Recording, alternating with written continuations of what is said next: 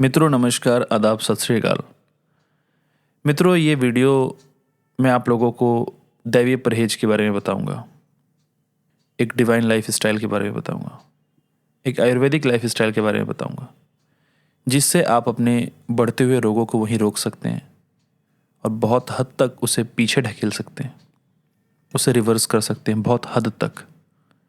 और जिन लोगों ने पेट की दवाइयाँ ली है उन लोगों के लिए भी ये ऑडियो, ये वीडियो काम की होगी और आगे जो लेंगे उनके लिए भी काम की होगी, क्योंकि एक वीडियो मैं उनको भेज दूंगा। क्योंकि काफ़ी लोगों ने जिन्होंने पेट साफ वाली दवा और खाना पचाने वाली दवा लिया है तो वो मुझसे पूछ रहे हैं कि जिसके साथ क्या परहेज करना है।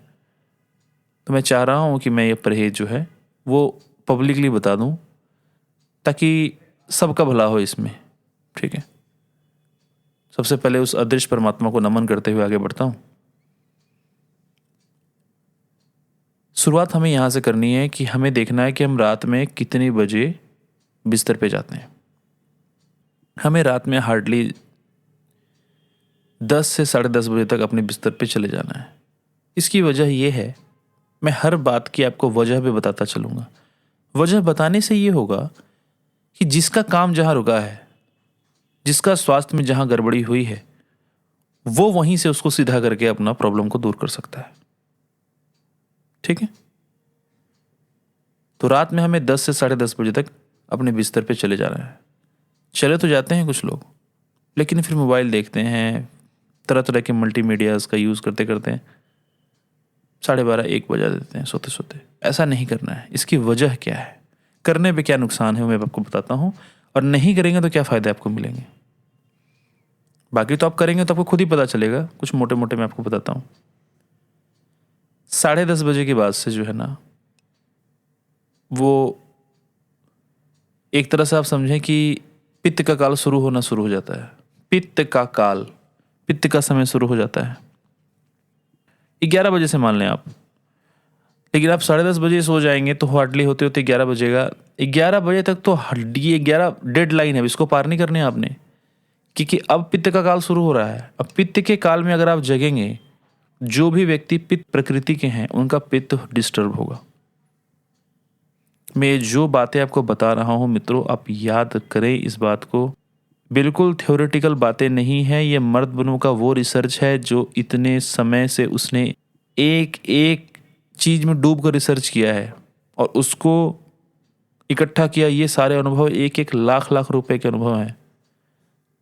इसको आप रुपए से नहीं, इसके महत्व से तौलिए। करके देखिए, फिर कमेंट कीजिए।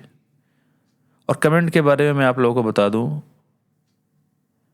कि कमेंट में ऐसा सिस्टम डला हुआ है कि कोई भी व्यक्ति अगर अपशब्द बोलेगा, कुछ भी उल्टा सीधा कमेंट करेगा, तो उसका कमेंट ऑटोमेटिकली ब्लॉक हो जाएगा। मैं नहीं करता, सिस्टम ही ऐसा लगा हुआ है। साफ सुथरा माहौल मुझे पसंद है।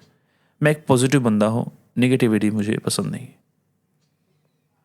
कोई निगेटिव कमेंट बिल्कुल करे, लेकिन तमीज के साथ करें, स्वागत है। बदतमीजी के साथ या मन में ईर्ष्या रख के, उसके मैंने पहले ही व्यवस्था कर रखा है। कोई कमेंट करेगा, उसका कमेंट ऑटोमेटिकली हाइड हो जाएगा, मुझे देखने की आवश्यकता नहीं है। किसी का तुरंत हो जाएगा, किसी का कुछ सेकंड के बाद, कुछ मिनट के बाद होगा ऑटोमेटिकली। इसलिए आपको फ़ायदा ना हो वो भी कमेंट करें, आपका स्वागत है। फ़ायदा हो वो भी कमेंट करें, ईमानदारी के साथ कमेंट करें, लेकिन करने के बाद पहले करके देखिए। आप 1 हफ्ते बस इसको फॉलो करें, फिर आप मुझे बताएंगे। ठीक है, तो क्या होता है कि जो व्यक्ति पित्त का मरीज है, यानी जिसके व्यक्ति के अंदर गर्मी की अधिकता है, वो व्यक्ति अगर पित्त के काल में, अगर पित्त के समय में कुछ भी करेगा, उसका पित्त बिगड़ेगा। और पित्त बिगड़ेगा तो उससे तरह तरह की बीमारियां पैदा होगी। फिर वो व्यक्ति को हमेशा जो है पित्त बिगड़ने से उसको पेट में जलन, सीने में जलन, खट्टी डकार आना, ये सारी चीज़ उसको बनी रहेगी। ठीक है, यही होता है जो नाइट ड्यूटी करते हैं उनके साथ में। उनका पेट बेचारों का हमेशा डिस्टर्ब रहता है। आप देखिएगा कभी, जब आप डे ड्यूटी करते हैं पेट उतना डिस्टर्ब नहीं रहता, नाइट ड्यूटी करने वालों का पेट ज़्यादा डिस्टर्ब रहता है। वजह यही होती है कि जो पित्त का काल है उसमें पित्त जो है वो कुपित हो जाता है। ठीक है, यही वजह है। तो ये समय सोने का है। आपने सोना है, जल्दी उठ जाना है, जो काम आपको रात में करनी है वो आप सुबह कर लें जल्दी उठ के। ये पहला सबक सबके लिए। दूसरे सबक पे आते हैं। पहला परहेज का पहला पॉइंट है ये। पॉइंट आपने नोट करना है, मेरा काम है बताना। दूसरा, सुबह उठने के बाद मैंने देखा है कई लोग कई तरह की गलतियां करते हैं। कई तरह की गलतियां करते हैं। पहला गलती करते हैं कि उनको ये इन्फॉर्मेशन कहीं ना कहीं से मिली रहती है, किसी डॉक्टर ने बताया है, कहीं सुन लिया किसी प्रोग्राम में, हर जगह लोगों से सुन लिया, कभी किसी ने कह दिया, कभी घर वालों ने कह दिया कि पानी ज़्यादा पियो, क्योंकि पानी ज़्यादा पियोगे तो किडनियाँ स्वस्थ रहेगी। ये बिल्कुल गलत इन्फॉर्मेशन है। सुबह उठते ही जिनको प्यास लगा है वो भी पानी पीते हैं, जिनको प्यास नहीं लगता है वो भी पानी पीते हैं। लेकिन आप याद रखें कि जिनको प्यास नहीं लगता है वो गलती से भी पानी ना पिएं, क्योंकि अगर हमें प्यास नहीं लगता है और हम पानी पीते हैं तो इसका कितना बड़ा खामियाजा हमें भुगतना पड़ेगा ये आपको बाद में समझ में आएगा। हमेशा बॉडी की कॉल को सुने, हमेशा बॉडी की आवाज़ को सुने, उसकी डिमांड को सुने और बस उसी तरीके से उसको पूरा करें जितना उसकी डिमांड है। अपने अनुसार न चलें, ना अपने अनुसार चलाएं बॉडी को। बॉडी को प्यास लगे तभी पानी पिलाएं, ना लगे तो मत पिलाएं। उसको जिस समय भूख लगती है उसी समय उसको खाना देना है। आपने अपना नियम नहीं तय करना है कि हाँ मुझे 10 बजे ब्रेकफास्ट करना है तो 2 बजे ही खाना है। हो सकता है आपको 1 बजे भूख लग जाए, आप नहीं खाएंगे। नहीं खाएंगे तो वहां तो आपका पेट डिस्टर्ब होगा। तो समय में नहीं बांधना आपने अपने आप को, आपको अपने बॉडी में बांधना है, अपनी बॉडी के अनुसार चलना है जैसे आपकी बॉडी डिमांड करती है। ठीक है। सुबह उठ के पानी किसको पीना है सुन लीजिए। जो पित्त का मरीज है, जिसके शरीर में गर्मी है। अब हम समझते हैं कि पित्त का मरीज, हम कैसे पहचानेंगे कि हम पित्त का मरीज हैं या हम पित्त के मरीज नहीं हैं। पहले ही हम आपको लक्षण बता देते हैं। पित्त का मरीज, गर्मी का मरीज, ये एक ही है। ठीक है। पहचान सुनिए। ऐसे व्यक्ति को गर्मी के मौसम में बहुत गर्मी लगेगी और लोगों से ज्यादा पसीना आएगा और लोगों से ज्यादा गर्मी लगेगी। ऐसे व्यक्ति को नाइटफॉल ज्यादा होगा। ऐसे व्यक्ति को नाइटफॉल ज्यादा होगा। ऐसे व्यक्ति का लक्षण है कि उसको प्यास ज्यादा लगेगी। प्यास खुल के लगेगी, प्यास ज्यादा लगेगी, क्योंकि बॉडी में अग्नि की अधिकता है। अग्नि जो होती है ना, उसकी अधिकता है। ठीक है। पित्त की अधिकता, अग्नि की अधिकता है। ऐसे व्यक्ति को जनरली तनाव की दिक्कत नहीं होती, टाइमिंग की ही दिक्कत होती है। तनाव तो ठीक ठाक फिर भी आ जाता है, लेकिन टाइमिंग की दिक्कत हमेशा बनी रहती है। जनरली ऐसे व्यक्ति के साथ ये होता है कि वो थोड़ी भी गर्म चीज अगर खा लें, थोड़ा भी मिर्च मसाले वाला चीज खा लें, तो उनको तुरंत उसका एक्शन दिखता है और नाइटफॉल हो जाना, पेशाब में जलन हो जाना, लैट्रिन के रास्ते में जलन हो जाना, और ये सारी दिक्कतें, पेट में जलन होना, पेट में गरम गरम जैसा लगना, ये सारी दिक्कतें शुरू हो जाती है। ऐसा व्यक्ति के साथ ऐसा होता है कि वो जितनी ठंडी चीजें खाता है और लोगों को जो ठंडी चीजें परेशान करती उसको नहीं करती। यानी वो ठंडा पानी पिए, उसको जुकाम नहीं होता जल्दी। केला खाए, फल खाए, बारिश में भीग जाए, ठीक है, आइसक्रीम खा ले, कहीं पार्टी में जाके कोल्ड ड्रिंक्स पी ले, उसका गला नहीं पकड़ता जल्दी। या गला पकड़ भी ले तो उसको सर्दी जुकाम नहीं होता, उसके वजह से उसकी तबीयत नहीं बिगड़ती, वो बिस्तर नहीं पकड़ता, बुखार नहीं होता उसको। ठीक इसका उल्टा लक्षण है कफ के मरीज का, यानी ठंडे मरीज का। ठीक है। जो कफ का मरीज होता है, इसके सारे उल्टे लक्षण हैं। उसको जल्दी प्यास नहीं लगती, उसको पेट में जलन नहीं होता, जनरली उसको पेशाब में जलन नहीं होता जब तक कि वो अपने शरीर पे बहुत ज्यादा अत्याचार ना कर ले। वो ठंडी चीज खाने पर उसका शरीर तुरंत बिगड़ जाता है, तुरंत उसको जो है वो सर्दी जुकाम बुखार तक स्थिति आ जाती है।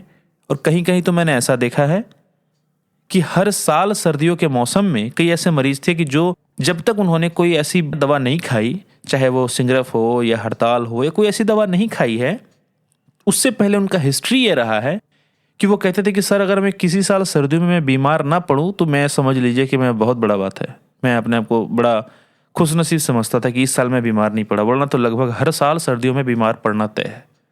बीमार क्या, वही सर्दी हो जाना, फिर जुकाम हो जाना, फिर बहुत तेज बुखार और पूरा बीमार जबरदस्त रूप से, ऐसा होना ही होना है। ये सब जो है ना मैक्सिमम आपको जो है वो सर्दी के मरीजों पे में ही मिलेंगे। ऐसे लोग अगर गर्म चीज खा लें, थोड़ा तेज मिर्च मसाला खा लें, तो उनको कोई दिक्कत विशेष नहीं होती, ठीक ठाक रहते हैं वो। ठीक जैसे कि गर्मी का मरीज ठंडा खाने से उसको कोई दिक्कत नहीं होती। तो ये दोनों अपोजिट हैं। पहले वाला जो पित्त का मरीज है उसके शरीर में अग्नि की अधिकता है, दूसरे वाले के शरीर में जो है वो सर्दी के मरीज में जो जल की अधिकता है, पानी का तत्व अधिक है। हम कैसे जो है वो एक ही तरह का रूटीन बता सकते हैं? नहीं हो सकता ना। दोनों को हम बोलेंगे नहीं आप सुबह उठ के भरपेट पानी पीजिए, एक को तो फायदा करेगा, दूसरे को नुकसान कर देगा। आप मेरी बात को मत माने, पहले करें, उसके बाद आप खुद आप मानेंगे।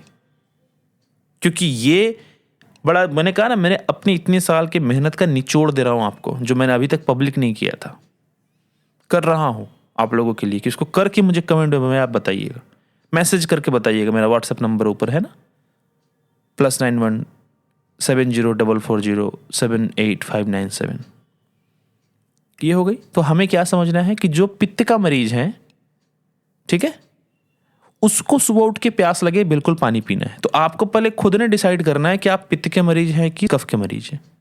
एक मरीज होते हैं जिनकी वात प्रकृति होती है, उनके लक्षण भी सुन लीजिए आप। मैं मोटा मोटा आपको सब बता देता हूं। वात के मरीज के जो लक्षण होते हैं ना, वो होते हैं, उनका शरीर होता है जी दुबला पतला, पेट की दिक्कत उनको बहुत जबरदस्त रूप से होती है। या तो उनको खाया पिया नहीं लगेगा, कितना भी खा ले उनको शरीर पे नहीं लगने वाला। ख्वाहिश ही उनकी होती है कि मैं बस मोटा हो जाऊं, मैं तगड़ा हो जाऊं, ठीक है।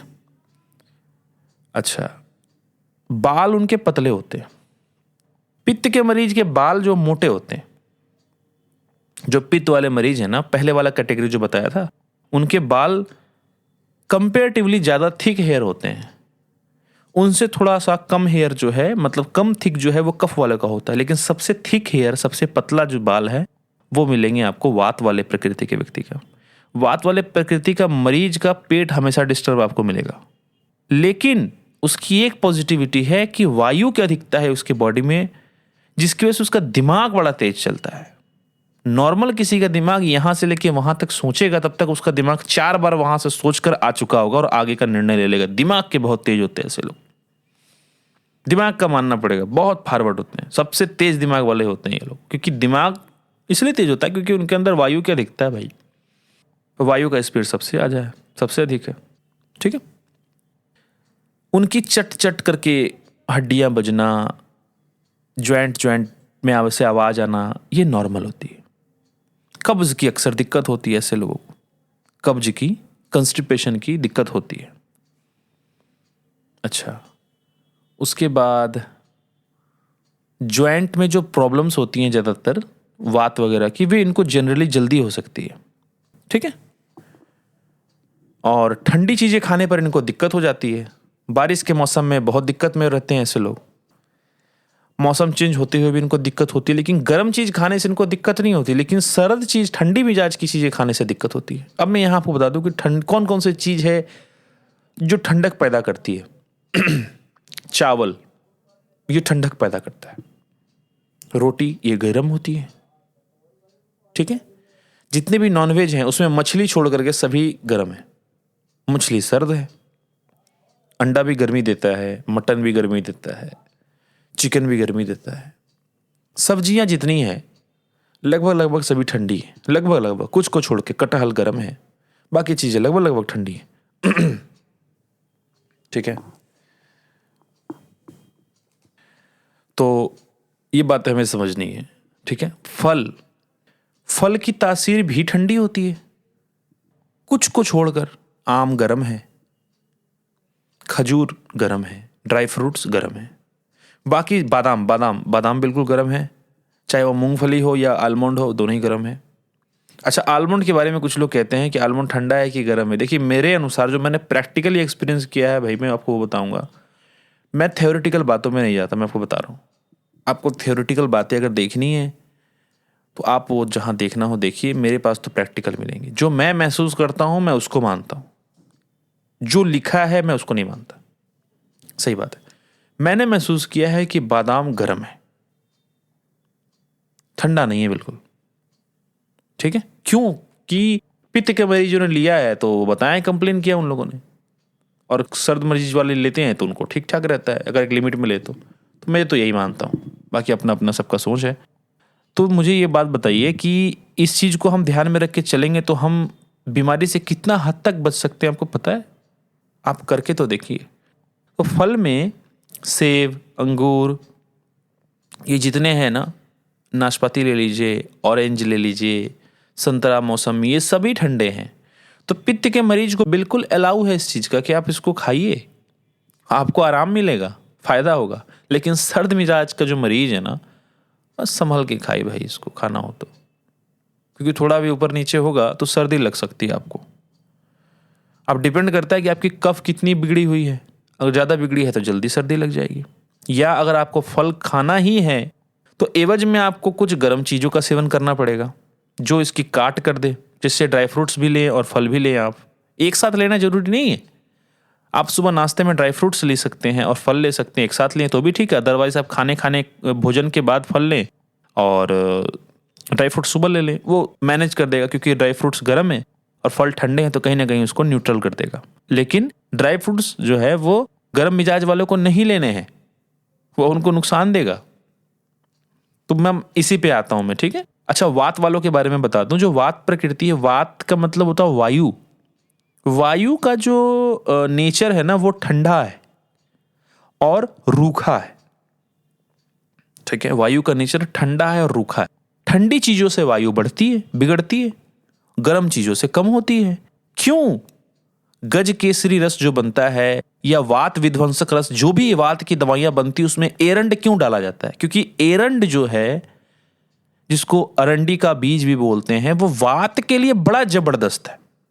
तो हम जब भी किसी वात के मरीज का इलाज करते हैं तो हम जस्ट नॉर्मली एक सिंगरफ की डली भी लेकर के, अगर अरंडी के बीजों में कूट के उसका लुगदा बना के रख के अगर हम 3-4 बार दफा पका के दे दे, वो सिंगरफ उनको बड़ा अच्छा काम करती है, क्योंकि अरंडी गर्म है और जितनी भी गर्म चीजें हैं वो वात को बड़ा आराम करती है।